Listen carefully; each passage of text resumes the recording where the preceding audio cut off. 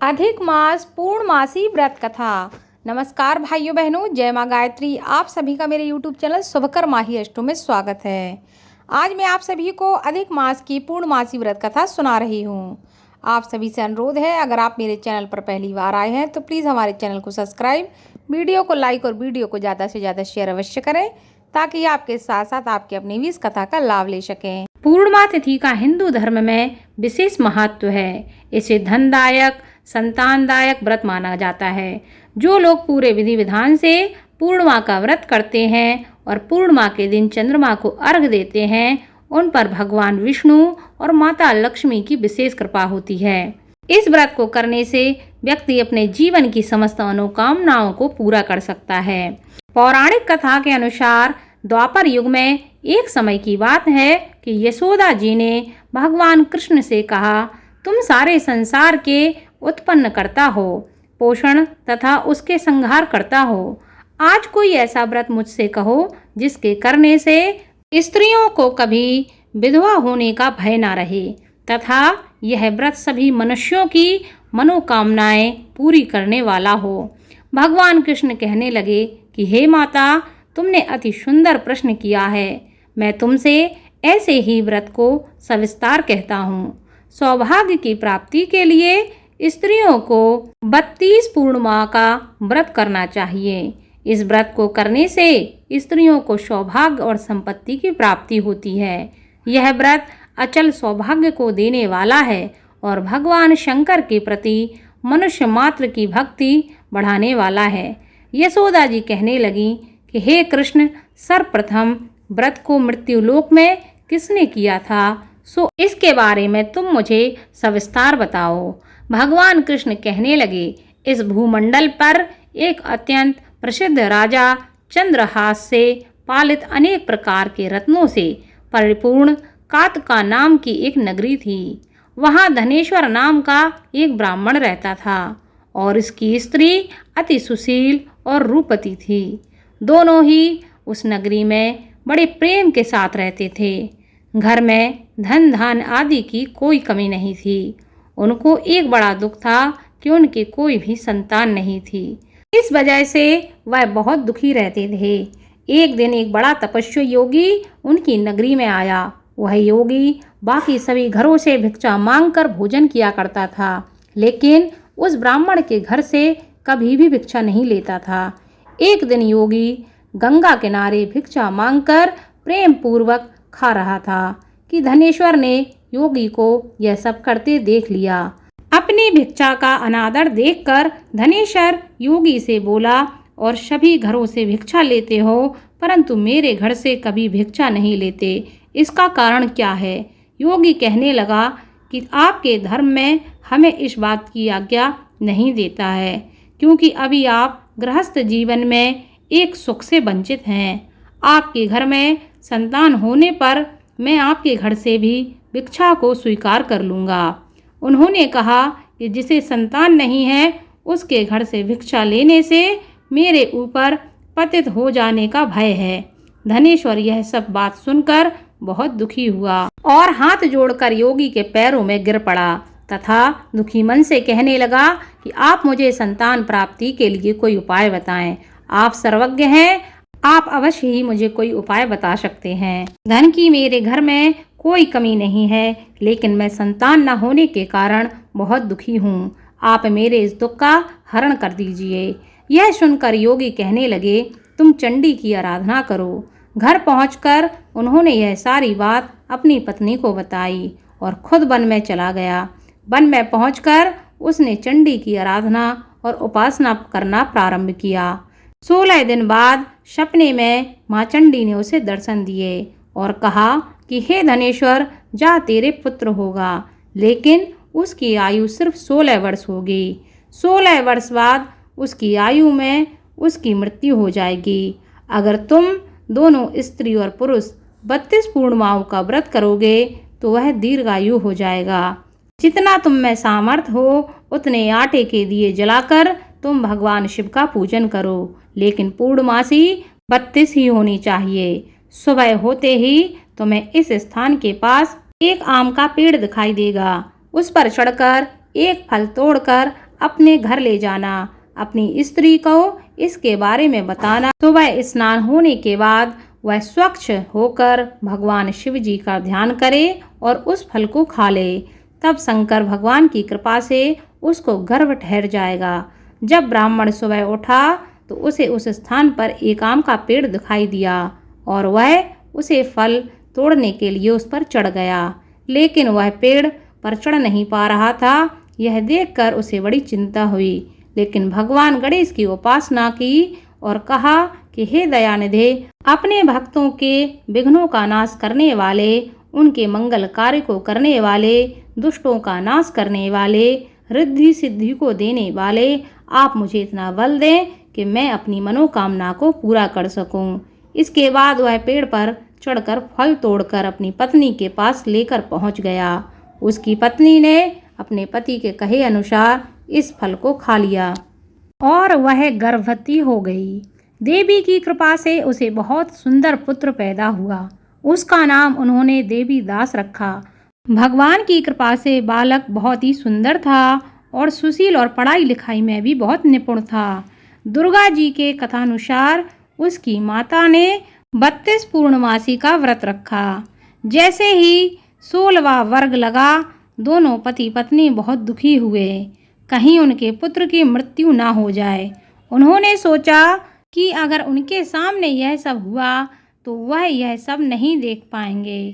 तभी उन्होंने देवीदास के मामा को बुलाया और 1 वर्ष के लिए देवीदास को काशी में पढ़ने के लिए भेज दिया। 1 वर्ष के बाद उसे वापस लेकर आ जाना कहकर देवीदास को उसके मामा के साथ भेज दिया। देवीदास एक घोड़े पर सवार होकर चल दिया। उसके मामा को भी यह बात पता नहीं थी। दोनों पति पत्नी से 32 पूर्णमासी का व्रत पूरा किया। दूसरी तरफ मामा और भांजा दोनों रात गुजारने के लिए रास्ते में एक गांव में रुके। उस दिन उस गांव में ब्राह्मण की कन्या का विवाह होने वाला था। जिस धर्मशाला में वर की बारात रुकी थी और लोग रुके थे, उसी धर्मशाला में देवीदास और उसके मामा भी रुक गए। उधर कन्या को तेल आदि चढ़ने के बाद जब लगन का समय आया तो वर की तबीयत खराब हो गई। वर के पिता ने अपने परिवार वालों से विचार विमर्श करके कहा कि यह देवीदास मेरे पुत्र जैसा ही है, मैं इसके साथ लगन करा दूं और बाद में बाकी सारे काम मेरे बेटे के साथ पूरे हो जाएंगे। ऐसा कहने के बाद वर के पिता देवीदास को मांगने के लिए उसके मामा के पास पहुँचे और सारी बात बताई। मामा ने कहा कि कन्यादान में जो भी मिलेगा वो हमें दे देना। वर के पिता ने यह बात स्वीकार कर ली। इसके बाद देवीदास का विवाह कन्या के साथ संपन्न हो गया। इसके बाद वह अपनी पत्नी के साथ भोजन ना कर सका और मन में विचार करने लगा कि ना जाने यह किसकी पत्नी है। यह सोचकर उसकी आंखों में आंसू आ गए। तब वधू ने पूछा कि क्या बात है, आप इतने उदास क्यों हो? तब उसने सारी बातें अपनी पत्नी को बता दी। तब कन्या कहने लगी, यह विवाह सही नहीं है, आप ही मेरे पति हैं, मैं आपकी ही पत्नी रहूंगी, किसी अन्य की कभी नहीं। तब देवीदास ने कहा, ऐसा मत कहिए, क्योंकि मेरी आयु बहुत कम है, मेरे बाद आपका क्या होगा। लेकिन उसकी पत्नी नहीं मानी और बोली, स्वामी आप भोजन कीजिए। दोनों रात में सोने के लिए चले गए। सुबह देवीदास ने पत्नी को 4 रंगों से जड़ी हुई अंगूठी दी और एक रूमाल दिया और बोला कि हे प्रिय, इसे लो और संकेत समझकर स्थिर चित्त हो जाओ। मेरे मरण और जीवन जानने के लिए एक पुष्प वाटिका बना लो, उसमें सुगंधित वाले एक नव मल्लिका लगा लो, उसको प्रतिदिन जल से सींचा करो और आनंद के साथ खेला कूदा करो। जिस समय और जिस दिन मेरा प्राणांत होगा उस दिन यह फूल सूख जाएंगे। जब यह हरे हो जाए तो जान लेना कि मैं जीवित हूँ। यह समझाकर वह वहाँ से चला गया। इसके बाद जब वर और बाकी बाराती मंडप में आए तो कन्या ने उसे देखकर कहा कि ये मेरा पति नहीं है, मेरे पति वह हैं जिनके साथ रात में विवाद हुआ। इसके साथ मेरा विवाह नहीं हुआ। अगर यह वही है तो यह बताए कि मैंने इसे क्या दिया और साथ ही कन्यादान के समय को आभूषण मिले उन्हें दिखाए। कन्या की यह सारी बातें सुनकर वह कहने लगा, मैं यह सब नहीं जानता। इसके बाद सभी बाराती अपमानित होकर वहां से वापस लौट गए। भगवान कृष्ण कहते हैं, माता इस प्रकार देवीदास काशी चला गया। कुछ समय बीत गया तो एक सर्प उसको डसने के लिए वहां आया, लेकिन वह उसको काट नहीं पाया क्योंकि उसकी माता ने पहले ही 32 पूर्णिमा का व्रत कर लिया था। इसके बाद खुद काल वहां पहुंचा।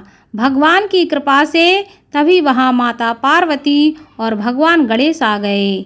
देवीदास को मूर्छित दशा में देखकर माता पार्वती ने भगवान शिव से प्रार्थना की कि हे महाराज, इस बालक की माता ने पहले ही 32 पूर्णिमा के व्रत कर लिए हैं, इसको प्राण दे दो, इसके प्राण वापस कर दो। भगवान शिव ने माता पार्वती के कहने पर उसे प्राण दान दे दिया।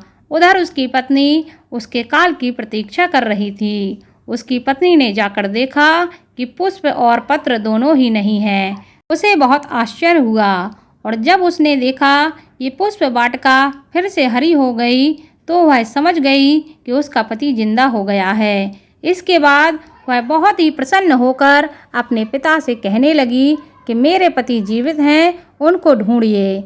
जब 16वां वर्ष व्यतीत हो गया तो देवीदास अपने मामा के साथ काशी से वापस आ गया।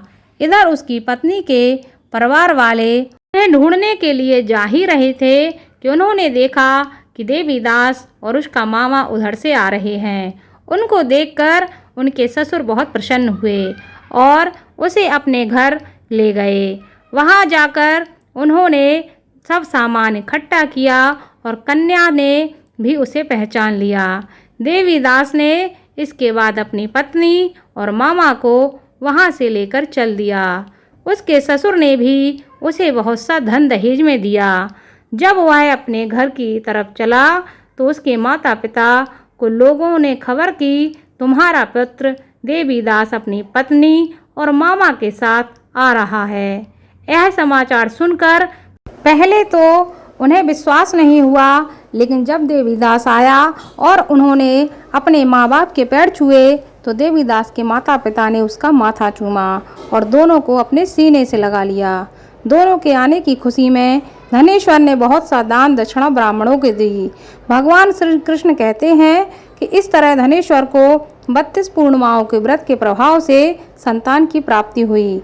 जो स्त्रियां इस व्रत को करती हैं वह जन्म जन्मांतरों तक वैधव्य का दुख नहीं भोगती और सदा सौभाग्यवती रहती हैं। यह मेरा वचन है। यह व्रत संतान देने वाला है और समस्त मनोकामनाओं के पूरा करने वाला है। इसलिए हर व्यक्ति को पूर्णमासी के दिन पूर्णिमा का व्रत करना चाहिए और थोड़ा समय निकालकर इस कथा को अवश्य सुनना चाहिए, जिससे आपके जीवन के सभी मनोरथ पूर्ण हो सकें और भगवान लक्ष्मी नारायण की कृपा आपके साथ आपके घर परिवार पर हमेशा बनी रहे।